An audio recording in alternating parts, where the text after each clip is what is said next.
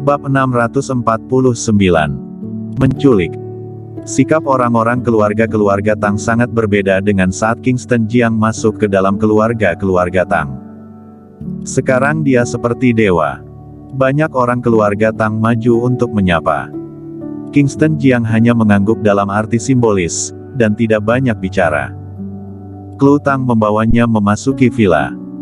Di ruang tamu villa, sudah ada beberapa meja besar makanan. Rilan Tang memegang tongkat dan memerintahkan, cepat keluarkan arak yang telah saya simpan selama 30 tahun. Malam ini tidak mabuk tidak kembali. Aku sedikit lelah, aku tidak makan.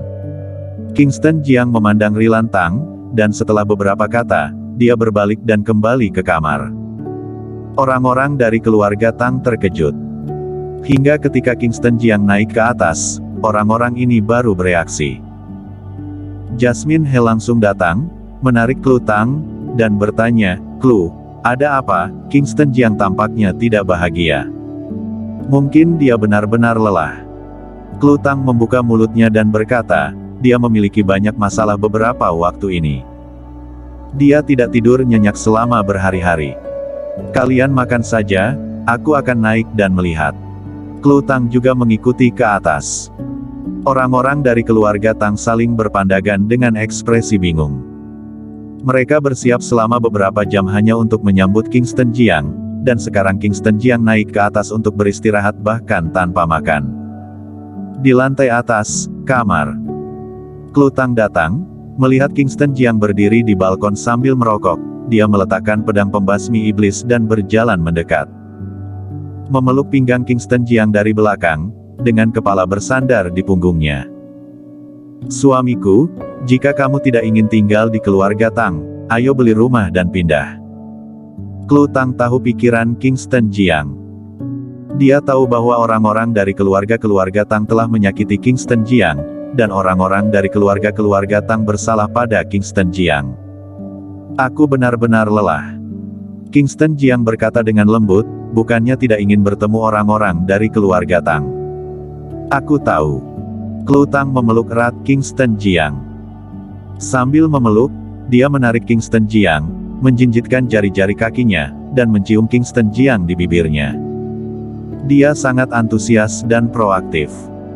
Mencium dan mencium, kemudian berjalan menuju kamar mandi. Mandi bersama.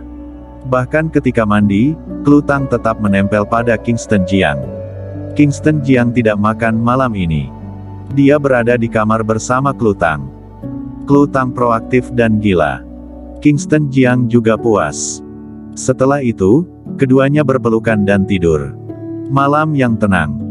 Jiang Zong, di luar villa Suryana dan ketiga pria itu muncul diam-diam. "Kakak tertua, ini rumah Suryana dan ada berita yang terpercaya. Kingston Jiang datang ke sini pada siang hari, tetapi kemudian dia membawa Klu Tang dan pergi." "Ada siapa di villa?"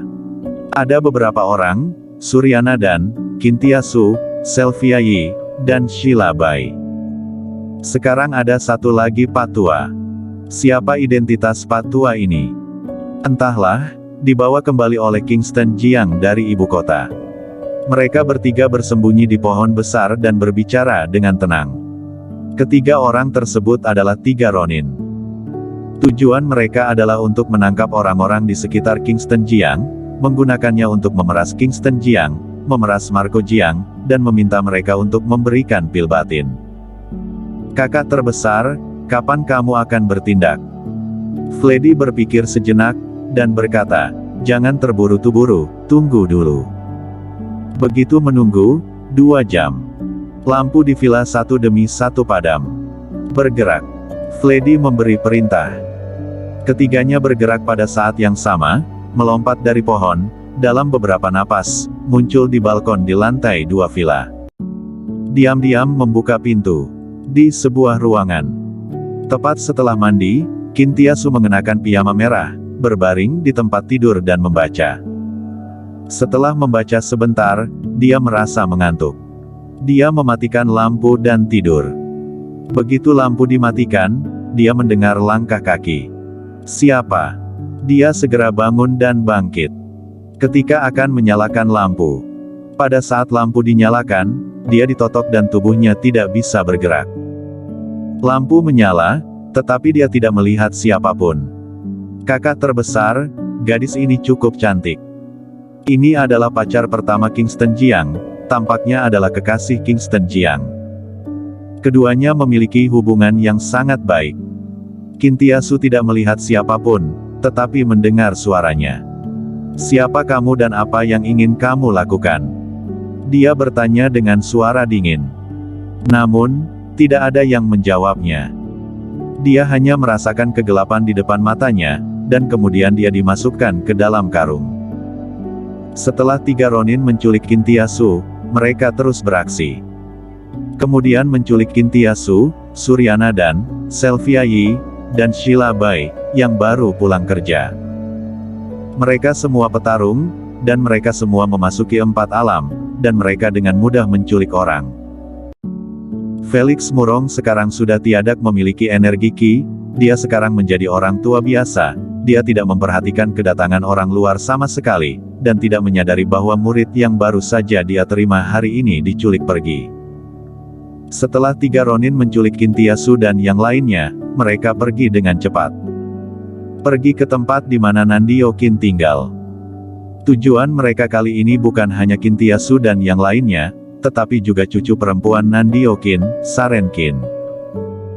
Mereka bertiga telah bersama selama bertahun-tahun, mengetahui bahwa Nandio Qin mungkin tidak mudah diprovokasi, dan mereka tidak berencana untuk menyerang Nandio Qin.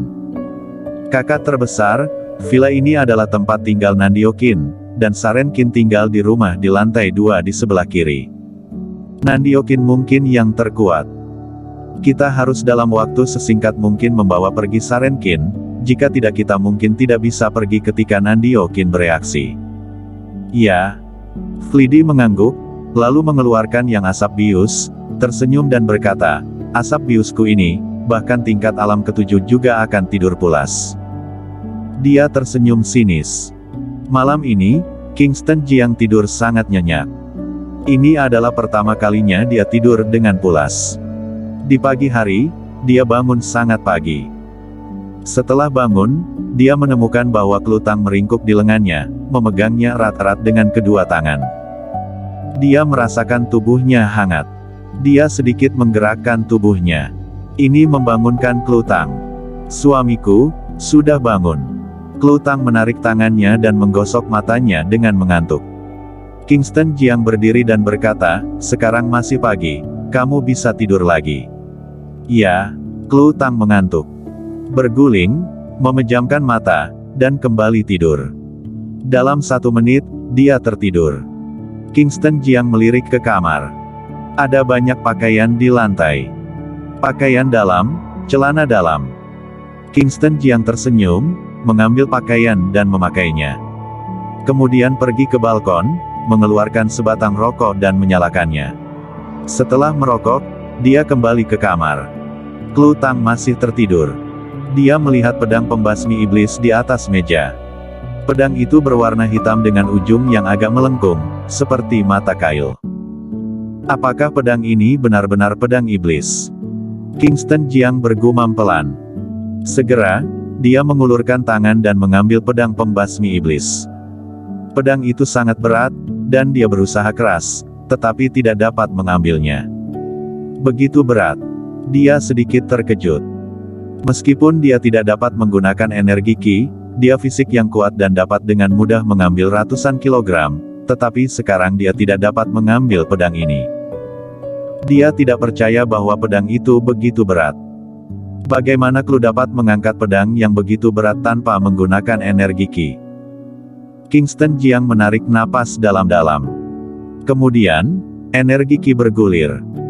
Jejak energi Qi bergulir di nadinya. Ah! Wajah Kingston Jiang tiba-tiba terlihat kesakitan. Dia segera menghilangkan energi Qi, dan rasa sakitnya sangat berkurang. Dalam waktu singkat, dia berkeringat deras, dan dia mengulurkan tangan dan menyeka keringat dari dahinya. Tubuhnya benar-benar terlalu rapuh sekarang. Dia bahkan tidak dapat menahan sedikit energi Qi, dan dia tidak tahu apakah dia dapat pulih setelah tahun baru. Kingston Jiang menghela nafas dalam. Dia harus memulihkan kekuatannya sesegera mungkin dan kembali ibu kota sesegera mungkin untuk menyelesaikan masalah berikutnya. Bersambung.